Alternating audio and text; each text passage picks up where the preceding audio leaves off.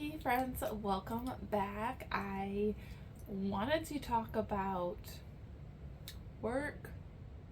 I guess I should say balancing work with two kids at home.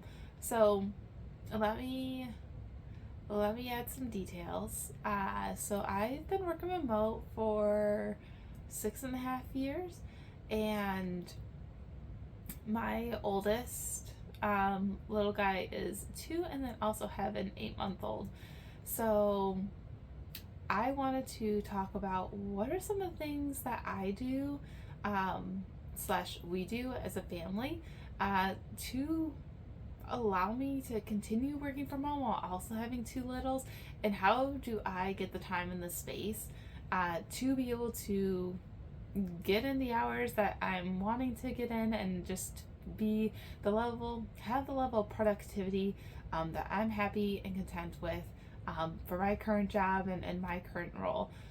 So I think to add here also, I have been really fortunate in my current position.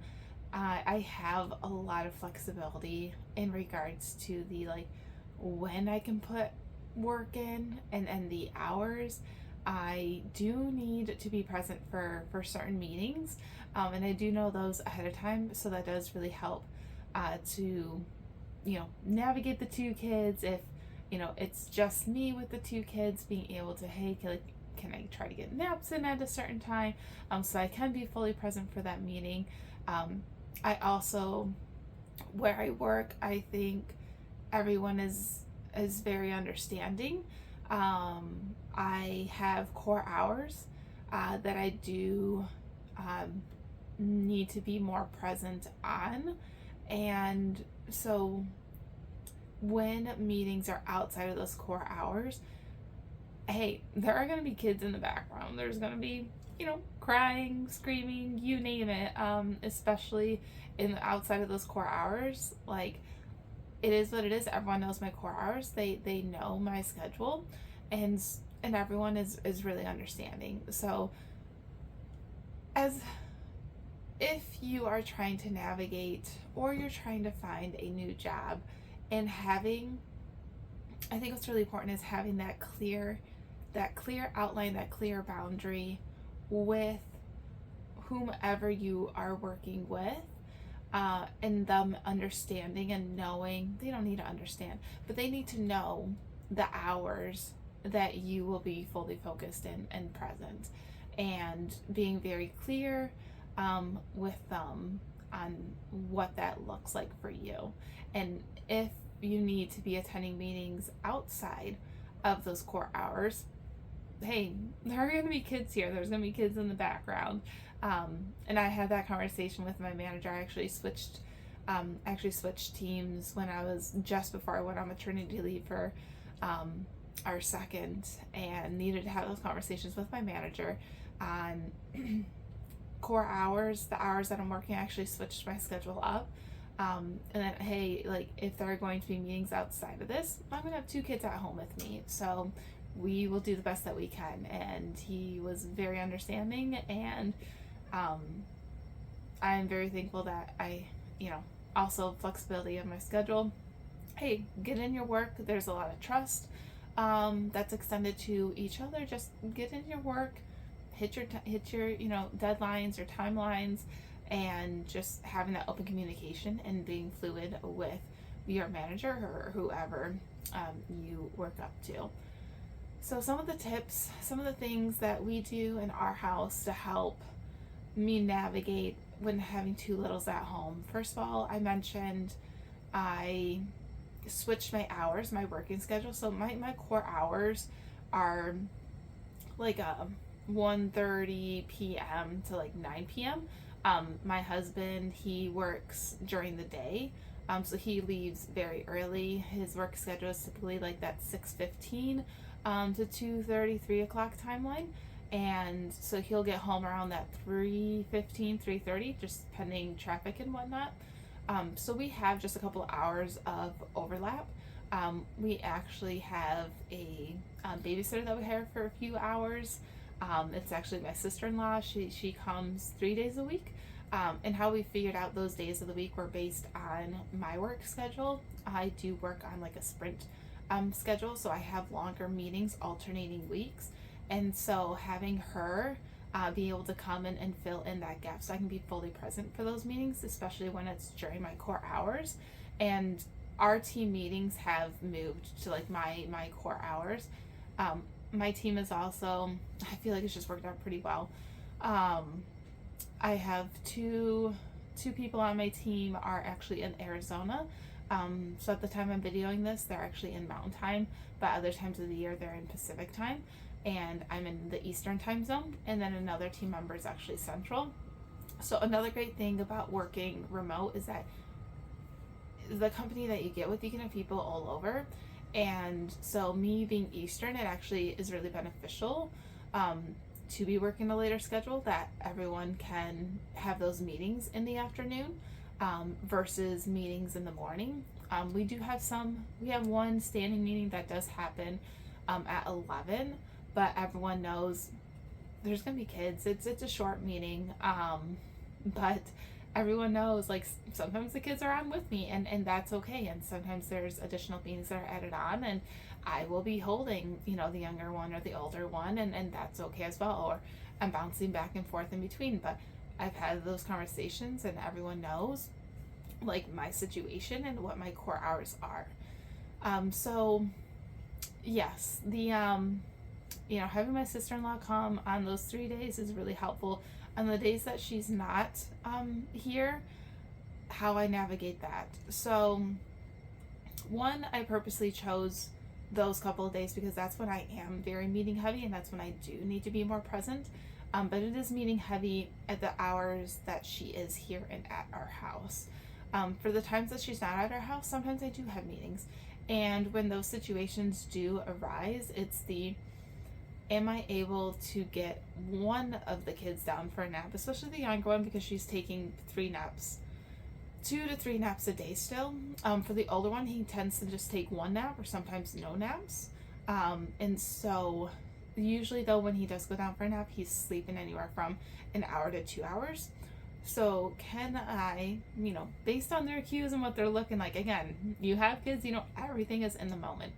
So can I get one of them down for a nap, or can I plan accordingly? Knowing my schedule for the day, can I, push a little bit, extend the wake window a little bit, and then get the younger one down for a nap? So then, hey, I'm only needing to navigate one child at the moment for this 60-minute meeting that I am wanting to be present for, that I'm wanting to be on. And that's really helpful. If I'm not able to, then it's is it close to mealtime? Is it close to breakfast, lunch, or dinner? Or, hey, should we just be having a snack? I'm getting the younger one in the high chair, the older one getting in his chair, and then they're having a snack, and then I'm doing the meeting at the table. That's also really helpful. I'm not as big of a fan of it because we, as a family, really try to be present during mealtime and not being on our phones and not working. But when I do need it, especially if it's an important meeting and I do need to be really present for it, or I'm doing a presentation, it is really helpful to utilize that one for snacks. Just then, the younger one's actually in the high chair and not crawling around and pulling herself up on everything. If not that, then it's hey, they're on the ground, we're in the living room, the gate is closed, everything that they can get at is safe for both kids, so I don't need to be worrying about checking every 5 seconds because the little one might get something that's a choking hazard. So having the right toys out, having the other ones put away, so that I don't have to be stressing every few seconds. It's, hey, I'm now checking them every 30 seconds, minute, glancing over at them. The older one's having longer bouts of independent play now, so that's also really helpful. That he can be off doing his own thing, and then the younger one's off doing her thing. But oftentimes, as any parent of multiples will know, when the younger one gets a toy, then the older one will come take it, and then on repeat, because he does not want her to have any of the toys. So that's a whole other balancing game. And sometimes when those situations do arise, if I really need to be present again for the meeting, it's gosh, it doesn't happen super often. So I'm just trying to give you guys the tools of things that I do that do help these situations when you are feeling really stressed because you really want to be present and on this meeting, or you do need to do something more important. I have certain toys pulled downstairs for when I'm working out. Those are the louder ones, bright lights. The ones upstairs are there's, I would say, more books, blocks, magnetiles, dinosaurs, just the non-animated, non-electronic toys. So if I really do need more space, I'll grab a toy from downstairs to bring upstairs, and that will occupy the older one, which will then keep him away from the younger one. Again, give and take, figure out what works for you. I find that really helpful. Sometimes it's if I'm not needing to be really present, but I'm wanting to listen in, it's hey, bring me a book, and then I can be flipping through the pages as I'm listening into the meeting, and half read, half pay attention. Again, it depends on the type of meeting. How present are you wanting to be? Those are all really helpful. I will say preparation. Another point is, example for this week, I knew that I needed to spend more time with work in the morning, so I do get up early to get in an hour to an hour and a half of work before they get up for the day, because consistently they'll get up for the day around 7:30 a.m. and so I'll get up around 5:15, 5:30. One, I'm still doing a small pump in the morning just to build up some extra breast milk, so then during that pump I'm also working and getting in some extra time. And so in preparation for that for this week, I also was needing to do some studying for a certification that's coming up. And I preemptively made breakfast on the weekend before, so that it's much easier of hey, what are we eating this day, pulling it out, putting it on the sheet, and just sticking it in the oven to warm up, versus having a 2-year-old who wants to assist and do everything with you, which is great, and I love that for him. I love watching him progress and just learning all these skills, but it takes a lot longer and a lot more mental patience, and allowing the messes to happen. And so I knew I was not going to have the mental capacity for this week every morning to have him crack the eggs and scramble them up and mix the pancake mix or the French toast or the sausage, because I love having him help. But for this week in particular, it's hey, I have the capacity on Saturday or Sunday. We're just going to whip out all of this extra food, and then now we just start sticking it in the oven, come back in a couple minutes, and it's already heated up. Less mentally, I'm in a much better space. I'm not worrying about all these messes and having the extra patience, and he can still be Mr. Independent and picking out the food and putting it on the tray. So that has been really helpful for this week as well. Oh yeah, I know it's a lot, you guys. It's a lot, but it's so worth it. I think about the alternative, and doing childcare for so many hours, and I know that's the best situation for some families, and I just know for me that's not what I wanted. Still not what I want. I love being home. I love being able to step away and then be with my kids, and just being able to play with them. And yeah, you got to figure out what works for you in your mental space and capacity. So I guess to continue on my train of thought here is, once my husband comes home, he'll get home around 3:15, 3:30. Again, if my sister-in-law is here, he'll then have a little bit of time to himself to do some kind of side project or anything that he's wanting to do before she heads out. If she's not here, I'm with the kids. Usually we're doing something, and then we'll transition so that he'll have them, and then I'll go downstairs to get in some core hours again before dinner. So I think the key items, after I've been talking through all this with you guys, is preparation, planning, learning more about yourself and what you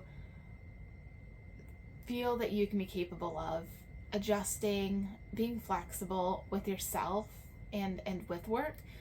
My default, and it's not great, my default is if my kids just really need me more this day, just, really like struggling with something, just, I know I would rather miss out on work time during the day because I can always stay up late. I can always make up work, but I can't make up time with my kids in this moment. Like they are growing so quickly, and I don't want to miss these moments, even if it's tantrums, crying, even if I'm super stressed because there's a timeline on this project. Just making it work to the best, knowing where you stand. And I know I would rather be present with my kids, and I will figure work out. I will stay up late and then be sleep deprived for a couple of days so I can catch up on sleep. That's happened on numerous occasions. It turns into staying up till midnight after the kids are in bed and doing extra work for the next few nights just to be able to keep up with work, but also I don't want to feel guilty for missing out on time with them. So that's why this is so tough. It's so tough, especially you're wanting to be the best parent that you can be, and it's constantly changing, it's constantly evolving. So I hope this gives you a little bit of peace, a little bit of insight into what I do to help navigate during my work day with 2 little ones. And I'm really thankful for where we're at in our lives and for my situation, and just having that flexibility. And then I always think of, well, worst case scenario, if I lose my job, I lose my job. I'll figure it out. Like, we will figure it out, and that's okay. And I feel like that's how parenting is. I remember asking numerous friends and family when we were expecting our first, like, well, what about this situation? What about that situation? And it's hey, like, their response was, you will figure it out. And it is, at the time, it's yeah, okay, but how? Like, but how will I figure this out? But how will I add this into my schedule? But how will I work? How will I figure out babysitting? Like, how will I figure out the costs of all that and the time? And you truly do. You just take one situation at a time and you assess it. You figure out you identify the problem, and then you figure out the best solution that fits for you and your family. And really, that is like how things happen. Has happened for us in parenthood. I shouldn't say do happen for everyone, but that's how things have unfolded for us and continue. It doesn't help to stress about things in the future that may happen. All the what ifs, and a lot of the what ifs don't happen, and they're not concerns in the end. So I hope you were able to take some tips away, or just to hear me talk through how we navigate at home with me working full time in the evenings, how I navigate that with 2 littles and our family's situation. So thank you guys. It was lovely talking through all of that with you. I hope, again, it was a little bit helpful, if not just to maybe have a couple of quick laughs. Thanks. Talk with you again soon.